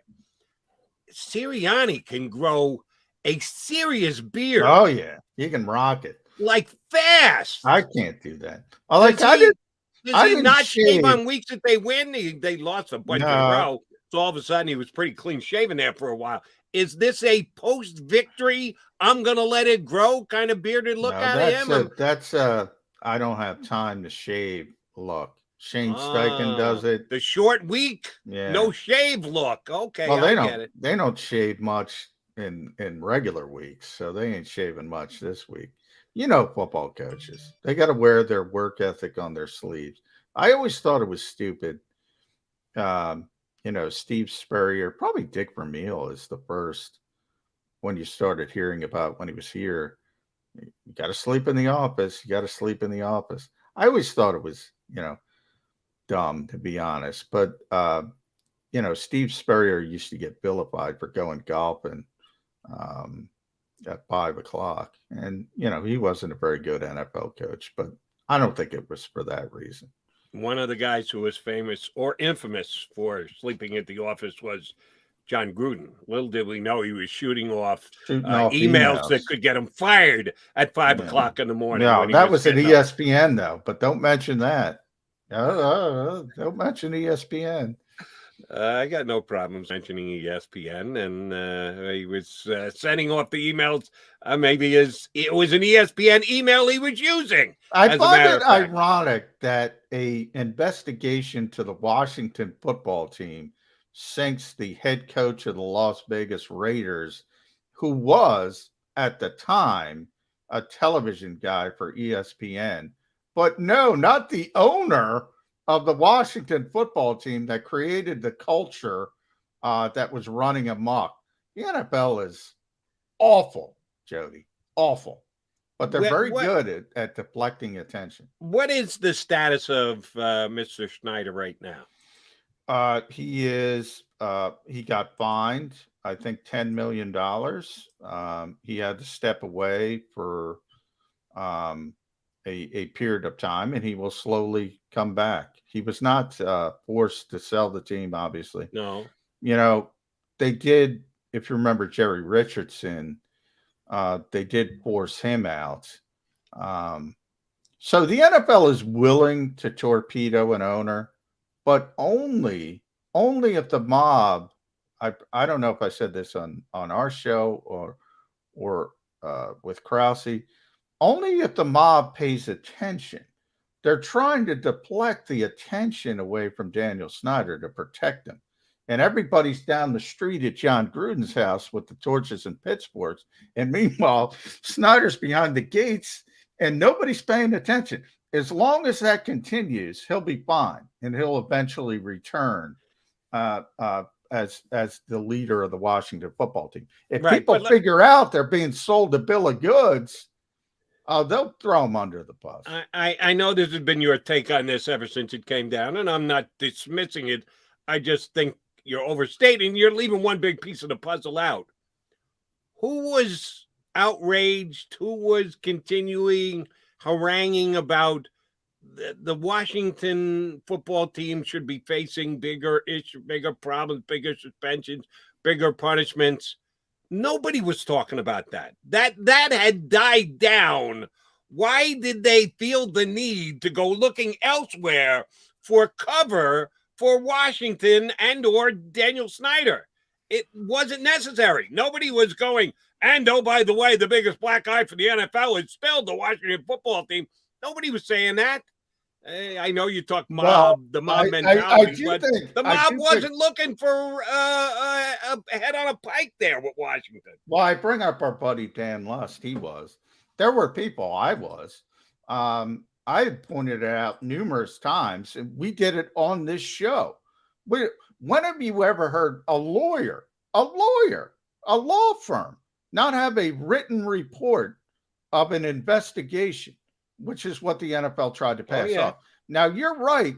I think if you look at John Gruden's emails, there's one very specific one. And it's probably not the one you're thinking of, but it's I bet you it is the one I'm what he thinking called of. the NFL commissioner.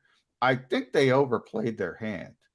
I think they thought they could do this very stealthily, get John Gruden out of there, disgrace him, which they accomplished, and nobody would pick up on the back end of it. But too many people have picked up on the back end of it. Andrew Brandt being one of them, friend of the show. I mentioned Albert Breer did a great piece on Sports Illustrated about it. They made a mistake. They miscalculated. So no doubt, I hear what you're saying. That's a mistake. They made a mistake. They should have left it alone. They didn't leave it alone. Yeah, I think it was the fact that in all of those emails that probably took them this long to go all the way through all of them, they found some stuff that they didn't like. They got a mad on for Gruden. They said, we've got the we're the NFL. We can do anything we want. We'll run this snotty-nosed little coach out of Vegas. I don't know. Look, I don't know what the NFL, and when I say the NFL, obviously they do it in back channels. They're smart enough. I don't know what they dumped onto the New York Times. Obviously, there's no way to know what the sourcing is. If they got all 650,000 emails, I don't think they did, but I have no way of knowing that. It seems like a targeted dump. We'll see if that's the case as things go by. If it was a targeted dump, as I think, and I'm not the only one who thinks that, there was a clear end game to it. The NFL, this is how they act. This is how they act. And they act this way for one reason. They know you're not changing the channel. So they feel they can do whatever the hell they want. Yep. And that's the case here. And they overplayed their hand because now people are back on the Washington football team. You're right. It was in the rearview mirror, and they got a little bit too, you want to call it, hubris, whatever. They overplayed their hand. Bottom line. My read, and again, it's from afar. They were reviewing all this information. They had gotten to the point where they took their penalty against Snyder, as maybe underwhelming as it was, as to what some people believe it should have been. And they're going through the stuff and going, and this little pain in the you-know-what, John Gruden, how dare he? He's taking shots. He's doing it. And he's saying this about the league? Who does he think he realizes he's spitting on the shield? We'll teach him to spit on the shield. We'll start leaking this stuff. I think it was no more than, I don't think it was to try and hide anything. I think it was an aggressive, we're going to defend ourselves from somebody who's taking shots at us. You want to go mano a mano? You want to take shots at the NFL group? Boy, well, I got to tell you. Watch us fire back. I got to tell you, John Gruden is not the only one who says this league is a joke when it comes to the penalties and the 57 flags and I say it all the time. No. Who else? Who's making their living off the NFL? Who else is saying that? I'm saying behind the scenes. I'm saying coaches behind the scenes. They're like everybody else. They hate all the flags. And they're not hiding it. I mean, there's no reason to hide that. I don't think they have a problem with that kind of stuff. I think it was very personal. We all know, I'm not going to say on the show, obviously, what he called the commissioner of this league. I think it was very personal from that aspect. But I don't like 30 flags a game. I don't like all these stoppages, that kind of stuff. That's fucking common sense. And I curse there. Nobody likes it. Nobody likes it. I understand that, but Gruden in those emails took it to another level. He did make it personal with the commissioner. Yeah, you go ahead. You pick up that if you want a challenge, okay, throw the challenge flag on Roger Goodell. Throw it in his face. There's going to be a response. Question the overall league and the generality of how over officiated they are. Yeah, that you can get away with. But you make it a personal attack at the commissioner. Guess what? They're going to come after you. This league is awful, Jody. Awful. awful the way they handle their business. It is a awful league run by an awful commissioner, and they think they are bulletproof. And to be honest, they're right, because as I say, fans are not going to turn it off, and they know it, and that's how that's the way. That's the reason I put this on Twitter. When you want to boil it all down and explain the NFL, that's the reason the way they act, because they know they're bulletproof. They come at it from a position of strength. There is no question about that. I just think that the commissioner's got a tough job, because there are so many he's got a tough job. Interests that go in different directions, and they're all trying to get a competitive advantage. So when penalties need to be merited out, they're all trying to influence. He's got 32 big-time bosses that have different agendas. Yeah. There's a reason why they pay him a lot of money. It ain't easy being the commissioner of the National Football League. No, it's not. It's not. But I will say I've defended this league on certain circumstances. Like, I think when people look at this league, and I know we got to get to a break, so I'll finish this up real quick.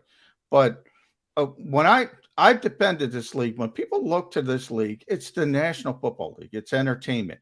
And when you want them to be leaders on social issues or things like that, I defend them. I go to your family, go to your church, go to your friends. Don't expect the NFL to tell you what to do in your personal life. It's an entertainment vehicle. I defend them when stuff like that.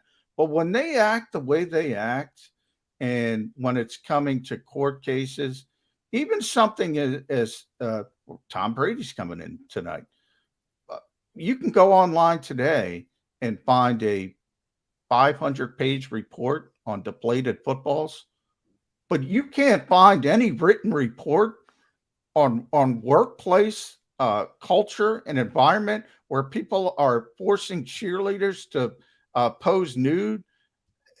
I can't defend them on stuff like that. I can't. Right. And I can answer that question for you real simply, John. One was about a player. One was about a boss.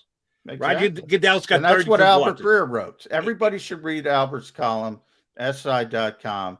Brought up Tex Schramm's old quote about you're the cattle, we're the ranchers. You're exactly right. Yeah, and the players will never be treated. And players get some, they've got a lot of cachet, and they get some breaks in the way that information is allowed out and the like.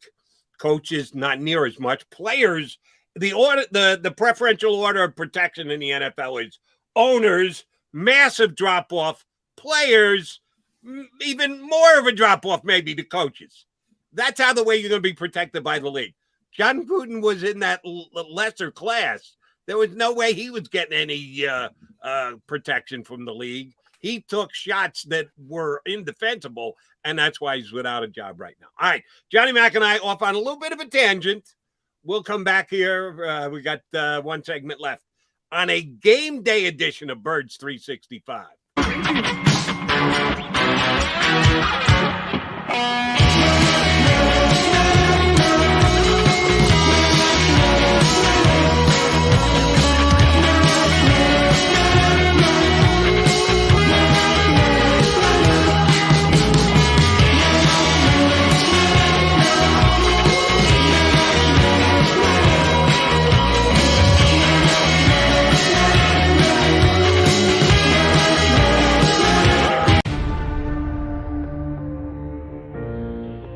When it comes to the fight against insurance companies, large corporations, and the healthcare industry, injured victims are always the underdog.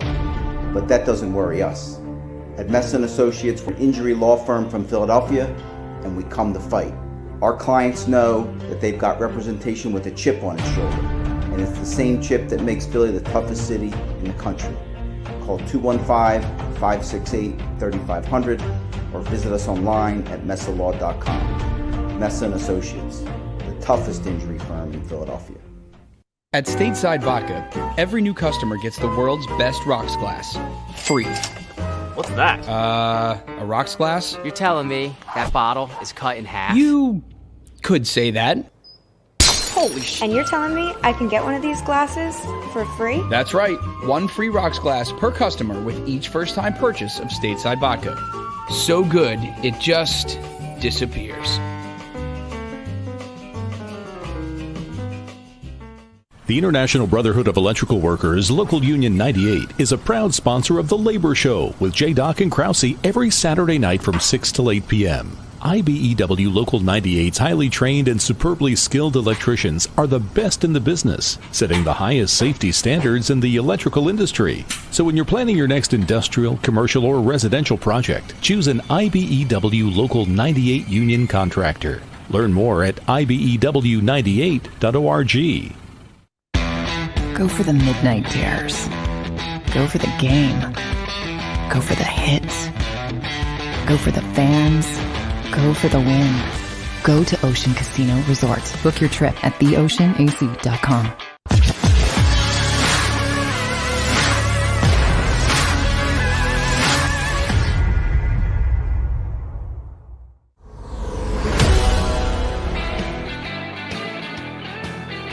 Johnny McMullen and Jody McDonald coming down the home stretch of a game day edition of Birds 365 Eagles and Bucks tonight. And yes, we promise we got 20 minutes left. We'll talk about the game. But I do have one more NFL/John Gruden run out of town question for my partner here. We know his name has been mentioned often, but I've not seen anybody expound on, and I surely don't know, and I don't know if you know. Bruce Allen was the guy that Gruden was exchanging the emails with. He was the president of the Redskins at the time, and apparently they had some kind of relationship. Don't know how, where it was formulated, but they felt comfortable enough emailing each other back and forth, and Gruden saying the very foolish things that he said, the fireable things and offenses that he said. Where is Bruce Allen these days? Is he just up enjoying an Indian summer in Martha's Vineyard or somewhere off the Carolina shore? Or is he going low profile? Nobody has gotten, talk about the white whale. Nobody has gotten an interview with Bruce Allen these days as to what was John Gruden really thinking when he shot off all these emails to you, big guy, and you're the reason that they came out because you had them in your file and we were investigating the Washington football team. What's Bruce Allen up to these days? I don't know. He got fired after 2019, I think, from Washington, and obviously that whole situation didn't go well for the entire organization. So it's not like people were lining up to talk about Bruce Allen as a general manager or team president. No. So now obviously it's not going to work at all. But yeah, he was in. I'm pretty sure he was in Oakland with John Gruden, and then Tampa Bay as well. He was the GM in Tampa Bay for a large portion of the time that John Gruden was the head coach there. So they had a long-term relationship, and they were obviously very comfortable talking in different ways. So, but then I hate to do that because, then you look at, and this is where I take a divergent path from a lot of people who like to assume, well, John Gruden knew this guy, John Gruden knew that guy. John Gruden was in Philadelphia, and everybody ever associated with John Gruden. How did you not know John Gruden was this is the real John? I don't like that part of it, but it's a lot of 20/20 hindsight. Yeah, I don't like that part of it. But I don't feel sorry for John Gruden. I mean, show some decorum and don't act like that, even if it's, especially when you're in a position where everybody knows you and everybody but it is that part of it again, and we're talking about it, and that's what my bigger point is. In a certain way, I respect the NFL because what are we talking about? We're talking about John Gruden. They deflect issues. They're brilliant at it. That's one thing they're brilliant at. They deflect from the bigger issue. All right. The Eagles have some issues tonight in that the team that's coming in to face them is pretty damn good. The Tampa Bay Buccaneers are 4-1. They are the defending Super Bowl champions. They've got a quarterback who is arguably the greatest of all time. They got a pretty damn good coach who has had a lot of success in the league for a lot of years. Up against the still wet behind the ears, Nick Sirianni-led Eagles, still wet behind the ears, Jalen Hurts-led Eagle offense in his 10th career start. What do the Eagles have going for them tonight? Well, they are home. It is in front of a raucous Link crowd. I think people will believe in the potential of an upset when they first come through the gates. That's why I brought up the point about if you win the stupid coin flip, take the ball. At least go down fighting. Say, yeah, we want the football. We think we can move it against this Tampa defense through the air. Probably not on the ground, but we're going to come out. We're going to let our guy Jalen show off and make Brady respond to him. Yeah, I think it's a little wishful thinking, but then is there any chance Sirianni does that tonight? So give us the football. Let us take it down the field first. Yeah, he did it once. He did do it in the opener against Atlanta. So he's willing to do it. I think if this is, I think, and I have to look back at Dallas, Kansas City, who won the coin toss. But I know, let's face it, it's typical. Again, it's Bill Belichick was probably the first one who came up with the thought process of, and this is the best way for any NFL game to go, is to sandwich the first half and the second half with scores. You totally debilitate a team. So if you defer and get the football, you're getting the football in the second half, and you get the and you work the clock and manage it, and you score at the end of the first half, come out and score again, you're going to win. You're going to win all those games. It's going to be really, the percentage is going to be high.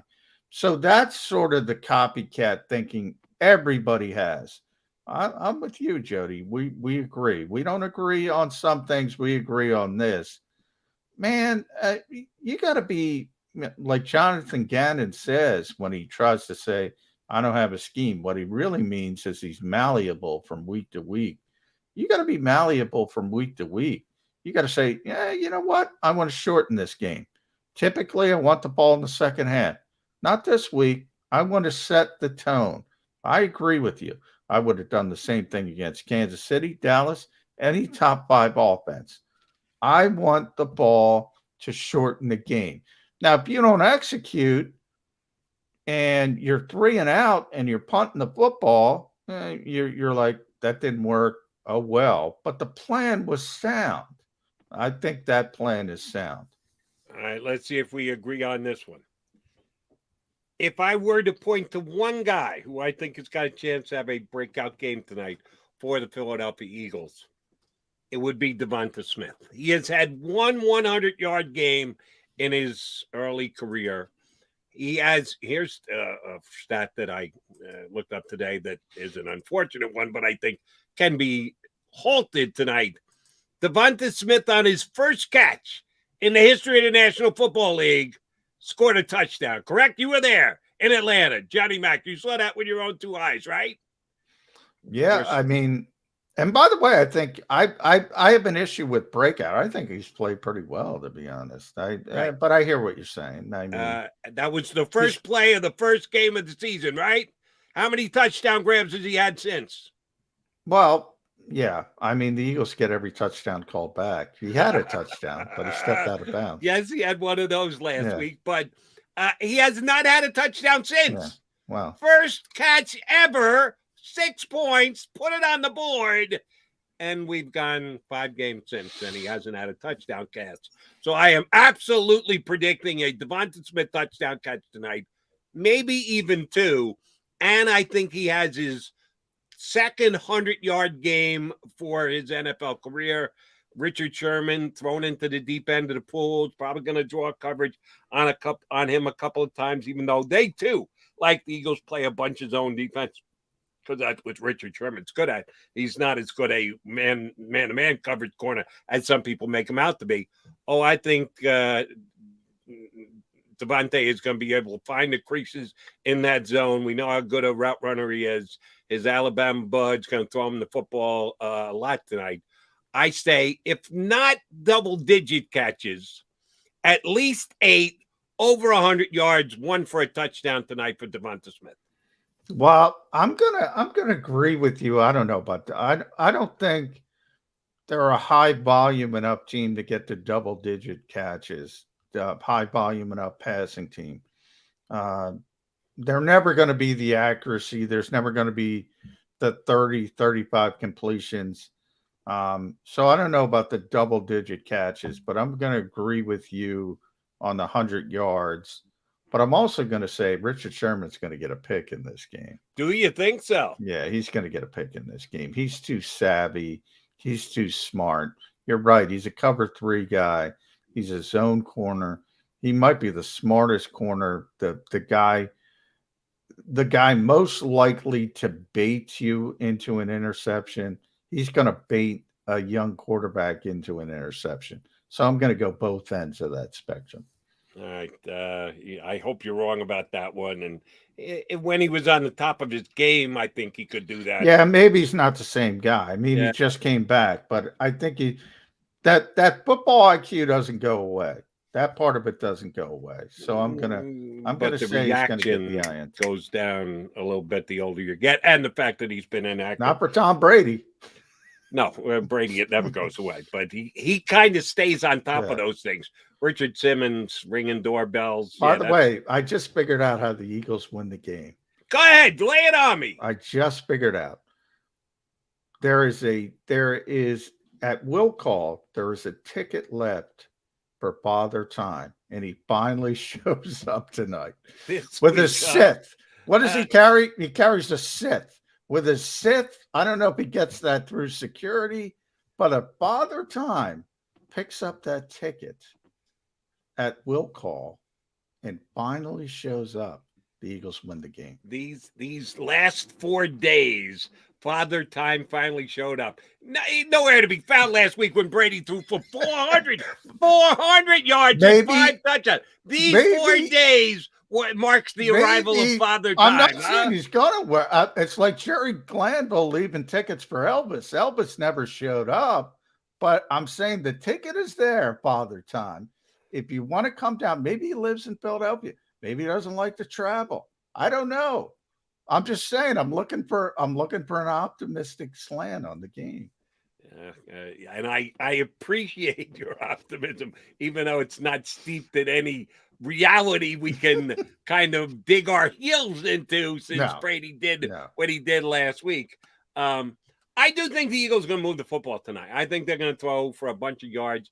I think Jalen Hurts might have the highest number, with all the wagering that we do these days. You got the line, and you got under overs, and you got teasers and props and this, that, and player props and how many yards they're going to get.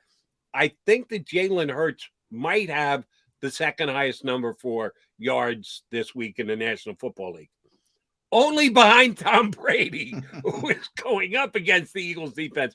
But the Tampa defense, we know, gives up a ton of yards passing. That's why I'm saying Devonta Smith is going to have a big game. I think he is going to be the main target. And I'm assuming no Goddard tonight. Ertz, give me a number on Ertz. What do you think Ertz is over under on yards is going to be? I'm going to go 7 for 70 for Zach Ertz. Okay, that may cut into the Devonta Smith some. I need to see Zach Ertz get 70 yards. I hope Zach Ertz gets 70 yards worth of catches, but I'm not exactly sure. That's assuming Dallas doesn't play, of course. Right. Now we're both working under that assumption. All right. I've got a high-scoring game tonight that will be won by the visiting team. Johnny Mac, you need to give me a score on tonight's Eagles-Bucks. I am going 34 Tampa Bay Buccaneers, 22 Philadelphia Eagles. 34 to 22. All right. Our boy Ed Game Day Kracz went 35-21. I guess I'm very close on the score, yeah. A little more optimistic on the Eagles putting up yards and points and the like, because I got it 36-27 Bucks. Maybe they get involved in the 2-point conversion thing. Maybe they miss one. Although Elliott was pretty damn good last week. He was a big part of that win. That was the biggest part of that win. You know, Michael Clay talked about it. I mentioned it a little bit. That 58-yard field goal completely shifted the momentum. Everybody talked about the block punt. Block punt was big. Don't get me wrong. But they were dead in the water when he kicked that 58-yard field goal at the end of the half. And that picked the guys up a little bit. If he missed it, you're right. I think it actually has a major effect on the game. So we should give Elliott his credit. Maybe he misses one. Maybe they are, because they're behind, they got to go for 2. Maybe they convert. Maybe they don't. So it gets it on a bit of a funky number. We'll see how it actually plays out tonight. But I think it's more, sorry, Eagle fans, if you're wagerers, they're a 7-point underdog tonight. I would have to lay it with the Bucks. Not a major play, not, oh my God, like when they played Kansas City, I said I thought they're going to lose by 20 points. And it would have been damn close to 20 if they didn't get the, oh, by the way, touchdown, which, by the way, John, and I've heard a couple people make overt cases for Jalen Hurts, and he's already won the job going forward. And I continue to say, please stop. Those who want to say he can't do it, he's not an NFL quarterback. I don't know, like Mike Garafolo on our show last week, which got a major, major amount of feedback, at least on my Twitter. People Well, I do think, first of all, Jalen Hurts already proved he can play quarterback in the NFL. That's not the question. The question is, can he be a winning quarterback in the NFL? He's certainly one of the best 32 quarterbacks in the world, but that's not what you want. You want a guy that is capable of bringing you to the playoffs and then hopefully down the road even further. That's the question. He's already proved he's an NFL quarterback. Question is he a good NFL quarterback? Right. And I'm with you. Is he an elite quarterback? Is he we'll use the air quotes, franchise quarterback? That we don't know yet. And people want to take a stance and make a statement about, they already know he's a franchise quarterback. Why are we even thinking about using draft capital on it? No. We got our quarterback. We don't know that. By the and way, anybody Jody, who says, I know he stinks, he can't get it done, he shouldn't even be a quarterback in the NFL, he's not a friend. You don't know that either. This is going to be a real nice test for him this week against a very good team and a pretty good quarterback on the other side.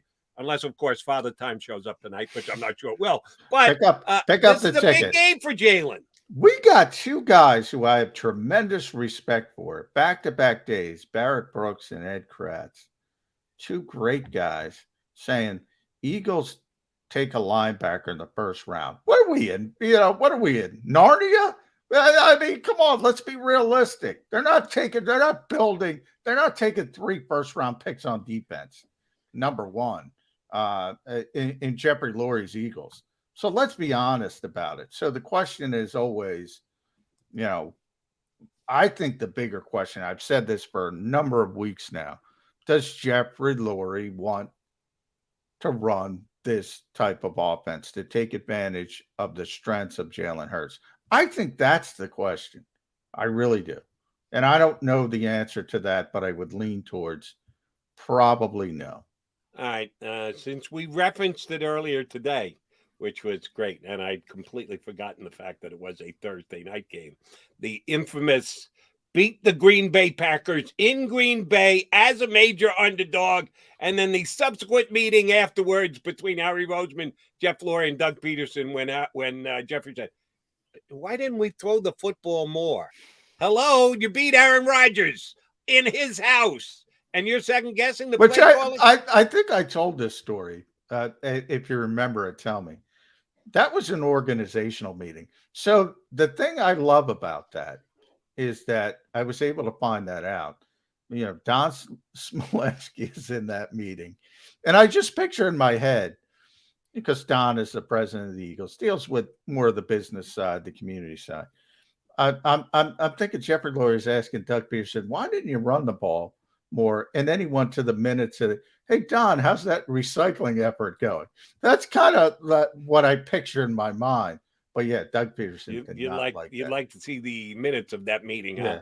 All right. Well, here's my question for you, John McMullen, and we got to wrap this bad boy up. Will we at some point, organizational meeting or not, Don Smolinski in the room or not, will Jeff Lurie at some point say to Nick Sirianni, hey, okay, we know he can work pretty well with an RPO, but we're really not. We've never been an RPO to Chip Kelly. We did RPOs. That kind of blew up. We had to move away from that. We went to Doug. Now we're back to you. Can you just run a non-RPO offense with this kid and let us get a look at that and see if he can win different ways in the National Football League? We've acknowledged that he's pretty good in the RPO, but in case we don't have an RPO offense, does Jeff Lurie put that task to Nick Sirianni to find out further if Jalen Hurts? Yeah, I've said, when does that conversation happen? When does that conversation happen between, and throw Howie in there as well? Because I think they have to have that conversation. I think they have to learn, and I've said this for a number of weeks, as I said, they have to learn if Jalen Hurts can run the type of offense that they want. And what type of offense do they want? Tampa Bay. Look at that offense. Look at Kansas City's offense. That's how they want to play. Now, it's tough to get the quarterback to play that type of offense, but that's where they want to be. Can he run that type of offense? I don't know. He's more likely a Lamar Jackson type offense. Now, Lamar is such a dynamic player, and I know we got to go. Right. You might be willing to change your philosophy for Lamar Jackson. Are you willing to change your philosophy to Jalen Hurts? I think that's the bigger question. Are you willing to change your philosophy for Jalen Hurts? Last question, and then we are going to wrap this up. Neither Mac nor I think the Eagles are going to win tonight. I think it'll be a little bit closer than either Ed or John does. Supposedly, Jeff Lurie was a mover and shaker in the decision-making process to draft Jalen Hurts. Yes. Does that say Jeff didn't think it through? If he was a guy that you're probably going to have to run? Jeff just wanted a cost-effective backup quarterback, and he thought it was a value pick. And he thought it was a value pick, and they were going to invent this little thing. It's interesting. Greg Roman's rushing offense is something the Eagles have been enamored with.